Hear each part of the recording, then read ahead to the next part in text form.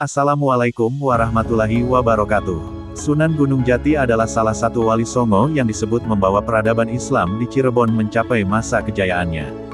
Hal ini karena selain menjadi seorang ulama, Sunan Gunung Jati juga merupakan Sultan Cirebon yang bertahta di tahun 1479 sampai 1568 Masehi.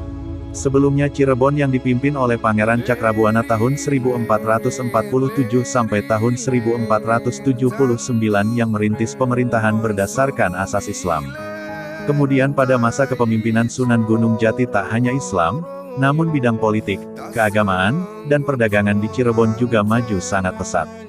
Sunan Gunung Jati memiliki nama asli yaitu Syarif Hidayatullah yang lahir pada tahun 1448 Masehi. Orang tua Sunan Gunung Jati adalah Raja Abdullah dengan ibunya bernama Rara Santang yang merupakan putri Prabu Siliwangi asal Pajajaran dengan gelar Syarifah Mudaim. Di Cirebon, Sunan Gunung Jati menikah dengan Nyi Ratu Pakungwati yang merupakan putri Pangeran Cakrabuana, penguasa Cirebon.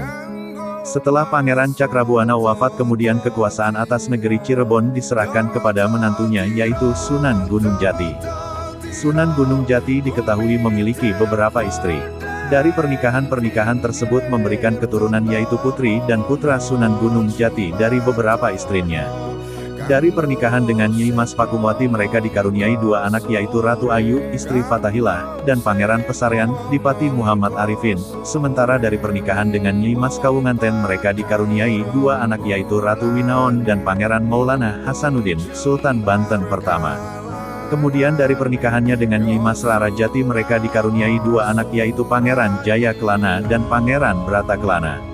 Beliau juga melanjutkan berguru ke Mesir dan berguru pada Syekh Muhammad Athaillah Al-Syazili, ulama bermazhab Syafi'i. Setelah kembali ke tanah air, beliau juga sempat berguru pada Syekh Maulana Ishak di Pasai, Aceh. Perjalanannya berlanjut hingga ke Karawang, Kudus, sampai di pesantren Ampel Denta, Surabaya di mana beliau sempat berguru pada Sunan Ampel.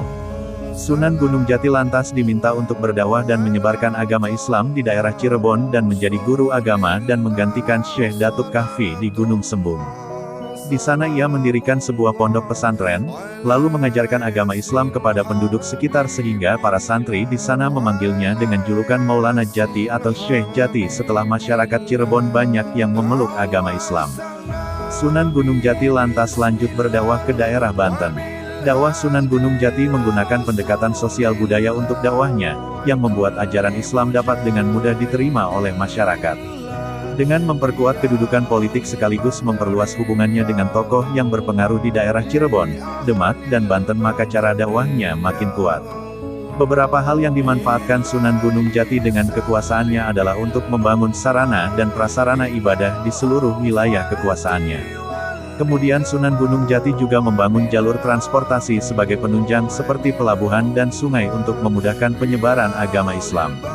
Secara tidak langsung dampaknya juga terasa bagi masyarakat luas. Hingga Cirebon pun berkembang dengan pesat. Sunan Gunung Jati meninggal diperkirakan pada pertengahan abad ke-16 dan dimakamkan di puncak Bukit Sembung yang khusus didirikan di pinggiran kota Cirebon. Makam Sunan Gunung Jati hingga saat ini masih kerap dikunjungi masyarakat yang ingin berziarah dan menjadi salah satu tujuan wisata religi di Jawa. Terima kasih banyak atas perhatiannya, mohon maaf atas tutur kata yang kurang enak didengar. Semoga Allah memberi kita kekuatan untuk selalu istiqomah berada di jalannya. Semoga kisah ini bermanfaat dan membawa berkah bagi kita semua. Akhirul kalam, wassalamualaikum warahmatullahi wabarakatuh.